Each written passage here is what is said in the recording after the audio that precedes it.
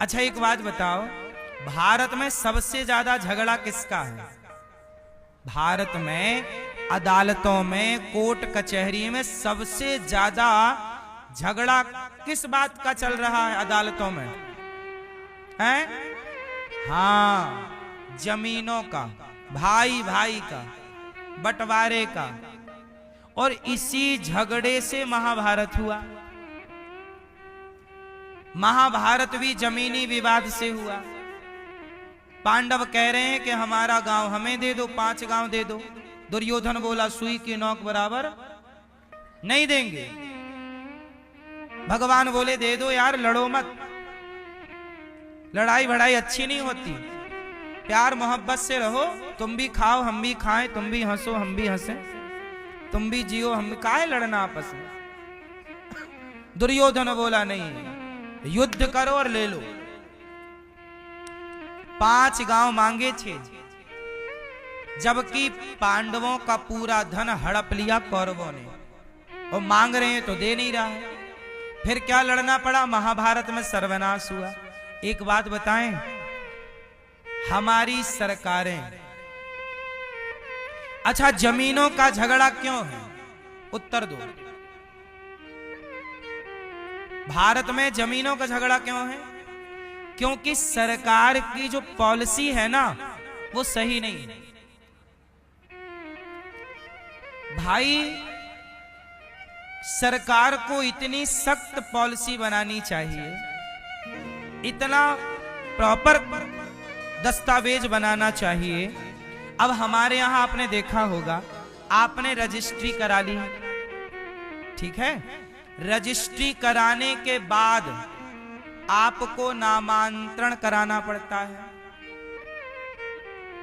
उसका पैसा अलग से दो।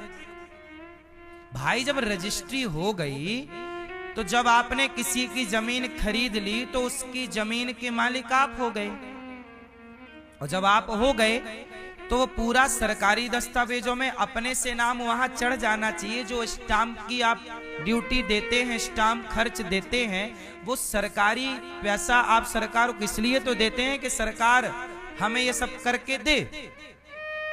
अब आजकल रजिस्ट्रियां होने के बाद पता चलता है कि ये जमीन तो फर्जी है। ये जमीन, एक जमीन को, एक प्लॉट को 4-4 लोगों को बेच देता है एक बेईमान। एक बेईमान है, वो एक प्लॉट को, उसी प्लॉट को आपको भी रजिस्ट्री कर दिया, फिर दूसरे ग्राहक को बेच दिया, तीसरे को बेच दिया, 4 से पैसा लेके भाग गया, और तुम 4-1 में लड़ते रहो। 10-10 साल केस चलता है। अब बताओ, मुझे एक बात बताओ, एक ही प्लॉट की 4 बार रजिस्ट्री की किसने? सरकार ने की। बोलो हाँ, सरकार ने की। तो मुझे ये बताइए, क्या सरकार की जिम्मेदारी नहीं है कि वो पूरा लोगों के साथ फ्रॉड ना हो? चलो हमें जानकारी नहीं है, तो सरकार भी तो स्टे कर सकती है। एक ही जमीन 4 लोगों को बिक रही है, और एक ही व्यक्ति 4 लोगों को रजिस्ट्री, वहां तो पकड़ा जा सकता है कि एक ही व्यक्ति एक ही जमीन की 4 जगह रजिस्ट्री। सॉफ्टवेयर इतने अपडेट क्यों नहीं है कि वो तुरंत शो कर दे कि भाई, वो रेड सिग्नल दिखा दे कि भाई ये कुछ गलत चल रहा है यहां, वहीं रोक दिया जा, वहीं पकड़ लिया जा उसका फ्रॉड।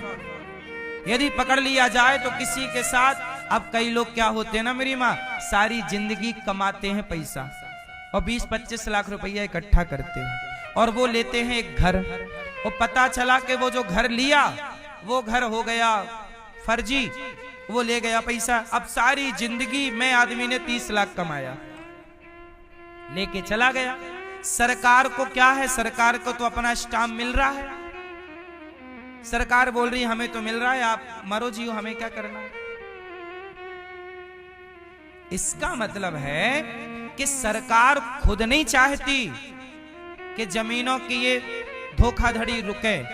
यदि सरकार चाह ले तो आज के सॉफ्टवेयरों के जमाने में क्या मजाल के कोई गलत हो जाए किसी के साथ, एक रत्ती मतलब सरकार खुद चाहती है ना कि गलत हो, गलत होगा तो क्या होगा, फिर आप जाओगे कोर्ट, तो कोर्ट में फिर वकील करोगे तो वकील को चाहिए, फिर जज को। भाई अपराध नहीं होंगे तो कोर्ट कचहरी खाली नहीं हो जाएगी। तो सरकार कुछ अपराध भी बनाए रखना चाहती है कि अपराध भी कुछ बने रहे। ये बात सही आप लोगों को लगता है कि नहीं? हम तो आम जनता है, हमें पता है कि सब ठीक हो सकता है, बोलो हाँ, लेकिन सिस्टम करना ही नहीं चाहता। वो ऊपर से खुद लोग चाहते हैं कि बेईमानी चलती रहे, वरना सही चाहें। बहुत सारे देश ऐसे हैं मेरी माँ, मैं दुनिया घूमा, बहुत देश ऐसे हैं जहां प्लॉटों का, घरों का जो फ्रॉड है वो जीरो है, प्रॉपर्टी का फ्रॉड जीरो है। बहुत सारे देश की पॉलिसी इतनी सख्त है कि आप फ्रॉड कर ही नहीं सकते, और ये वहां 20 साल पहले से अप्लाई है चीजें। और भारत आज 2025 में भी एक प्लॉट 4 लोगों को बिक रहा है।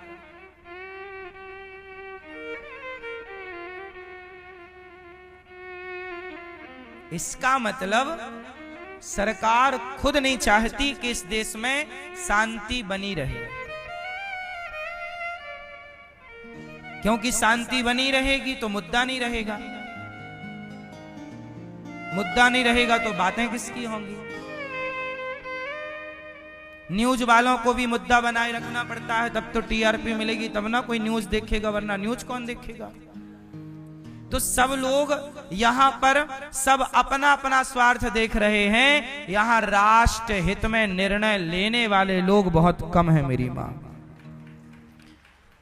चारों तरफ इतना भ्रष्टाचार इस देश में है, और आप ज्यादा बात करने लग जाएंगे तो आपके मुंह पे उंगली रख दी जाएगी, चुप रहो। हम तो देखो, हमें जो लगता है, जो दिखता है, हम आपसे बात करते हैं। गरीब आदमी का 1 लाख भी क्यों बर्बाद हो, मेरा कहना यह है। बेचारे ने, रिक्शा वाला सोचो 1 लाख कितने दिन में कमाता होगा, सोचो जरा।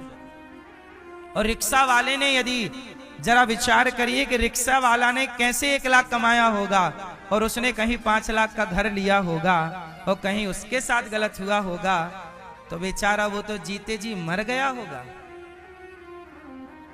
बोलो हाँ। उस गरीब की 5 लाख का घर यदि कोई फर्जी कोई करा दे, उसके साथ धोखाधड़ी कर दे, तो वो बेचारा कहेगा किसको? यहां सुनवाई भी तो सबकी नहीं है ना, यहां सुनता भी तो कोई नहीं है। जिसकी लाठी उसकी भैंस है यहां। इसलिए मेरी मां, ये सब कितने लोग चाहते हैं कि हमारे देश में भी प्रॉपर्टी का काम बिल्कुल जीरो फ्रॉड हो, यहां फ्रॉड बिल्कुल जीरो हो जाए, ताकि आप भारत के किसी भी कोने में जमीन खरीदो या बेचो, ना बेचने में फ्रॉड हो, ना तो खरीदने में, और सरकार उचित एक कीमत रख दे कि भाई ये सिस्टम है। अब होता क्या है, क्या क्या बताएं साहब, अब आपको क्या क्या बताएं, किसकी बात बताएं? जो मैं बता रहा हूं ये सारे नेताओं को पता है, सारे सिस्टम को पता है, बस आप लोगों को पता नहीं। और आपको भी पता है तो आप बोलना नहीं चाहते। आप नेताजी से कहते हैं, नेताजी बस हमारी बस की टिकट फ्री करा देना, हम जितने बार शॉपिंग करने जाएं। आप लोग खुद मुद्दे की बात नहीं करते नेताओं से। इस देश में साड़ियां बांटकर वोट ले ली जाती हैं, दारू पिला के वोट ले ली जाती है, मुद्दे की कोई बात, मुद्दे का चुनाव इस देश में आज तक हुआ ही नहीं। यहां चुनाव मुद्दे का कहां हुआ, बताइए? किस मुद्दे पे आज तक आपने वोट डाला? भारत के हित में कौन सा मुद्दा, कौन सी बात पे आपने वोट डाली? भारत आजादी के आज 80 साल होने को आए, आज भी इस देश में बेईमानी भ्रष्टाचार है। क्यों है? आप सरकारी तनिक सा काम कर लो, आपको 100-500 रुपए देने पड़ेंगे ऊपर से। बोलो हाँ, ऊपर से लगता है पैसा के नहीं? बोलो हाँ। अच्छा ये बताओ, आप क्या है, रजिस्ट्रियां जब होती हैं तो रजिस्ट्री स्टाम्प वाला पैसा तो जाता है 1 नंबर का, ऊपर से भी कुछ देना पड़ता है आप लोगों को कि नहीं? बोलो हाँ। कितने लोगों को ऊपर से देना पड़ता है? ऊपर से। अब ये बताइए, ऊपर से वाला पैसा किसको जाता है? भाई सरकारी पैसा तो 1 नंबर का दे दिया, ऊपर वाला कौन लेता है? अब मुझे बताइए कि ऊपर का जो पैसा जाता है, क्या ये मुख्यमंत्री प्रधानमंत्री जी को पता नहीं है? पता है, सबको पता है। क्या मुख्यमंत्री जी अपने लिए जमीन नहीं खरीदते होंगे? क्या नेता अपने लिए जमीन नहीं खरीदते होंगे? किसको जाता है ये पैसा? क्यों जाता है? और परसेंट बंधा है कि आपके इतने की जमीन है तो इतना परसेंट जाएगा ऊपर से।